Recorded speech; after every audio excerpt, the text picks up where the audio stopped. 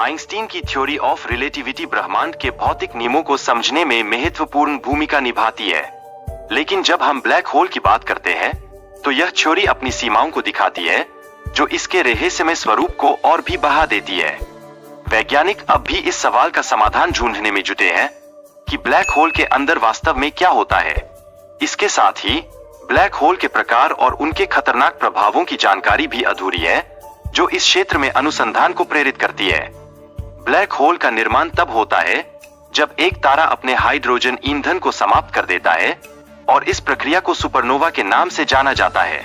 यह घटना एक विशाल धमाके के साथ होती है, जिसके परिणाम स्वरूप ब्लैक होल का जन्म होता है।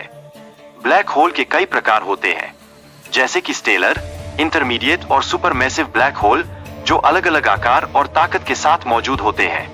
यह भिन्नताएं इनकी गति और प्रभाव के अध्ययन में महत्वपूर्ण है। अल्बर्ट आइंस्टीन ने 1915 में अपनी थ्योरी ऑफ जनरल रिलेटिविटी में ब्लैक होल का उल्लेख किया था, जिससे इनकी अवधारणा को नया आयाम मिला। यह विचार वैज्ञानिक समुदाय में चर्चा का विषय बन गया। 1971 में साइनस X1 के खोज के साथ वैज्ञानिकों ने पहली बार यह सिद्ध किया कि ब्रह्मांड में ब्लैक होल का अस्तित्व है। यह खोज विज्ञान के क्षेत्र में एक मील का पत्थर साबित हुई। ब्लैक होल के इवेंट होराइजन की एक खासियत यह है कि इसके पार जाने के बाद कोई भी वस्तु वापस नहीं लौट सकती। यह एक प्रकार की अदृश्य और अजेय सीमा है, जो ब्रह्मांड के रहस्यों को और भी गहरा बनाती है।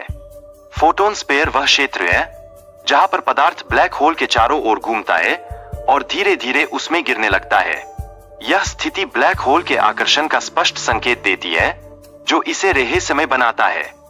सिंगुलैरिटी वह बिंदु है जहां समय और अंतरिक्ष का कोई अर्थ नहीं रह जाता और भौतिकी के सभी नियम टूट जाते हैं। यह ब्लैक होल का सबसे गहरा रहस्य है, जिसे समझना अभी भी संभव नहीं हो पाया है। स्ट्रिंग थ्योरी के अनुसार ब्रह्मांड में सभी बड़े ऑब्जेक्ट्स जैसे तारे और ग्रह इन धागों के वाइब्रेशन से उत्पन्न होते हैं। इस सिद्धांत ने विज्ञान में नई दिशा दी है, लेकिन इसके कई पहलू अभी भी अध्ययन की आवश्यकता है। हालांकि वर्तमान में हमारे पास केवल 3 आयामों का ज्ञान है, जिससे यह स्पष्ट नहीं होता कि 6 अन्य आयाम कैसे अस्तित्व में है। यह स्थिति विज्ञान के लिए चुनौती उत्पन्न करती है। इतिहास में कई वैज्ञानिक थ्योरीज, जैसे आइंस्टीन की थ्योरी ऑफ रिलेटिविटी, के पास भी ऐसे प्रश्न थे जिनके उत्तर अभी तक नहीं मिले हैं। यह दर्शाता है कि विज्ञान हमेशा विकसित हो रहा है। स्ट्रिंग थ्योरी के अनुसार हमारा ब्रह्मांड एक ब्लैक होल के अंदर हो सकता है, जो किसी अन्य ब्रह्मांड से भी जुड़ा हो सकता है। यह विचार वैज्ञानिकों के लिए नई संभावनाओं का द्वार खोलता है। ब्लैक होल में जाने के लिए एडवांस स्पेसक्राफ्ट भेजने का विचार सुनने में रोमांचक लगता है, लेकिन वास्तव में यह संभव नहीं है। ब्लैक होल के इवेंट होराइजन को पार करते ही सभी चीजें बिखर जाती है और कोई भी जानकारी वापस लौट नहीं सकती। यह विशेषता ब्लैक होल के अध्ययन को और भी चुनौतीपूर्ण बनाती है।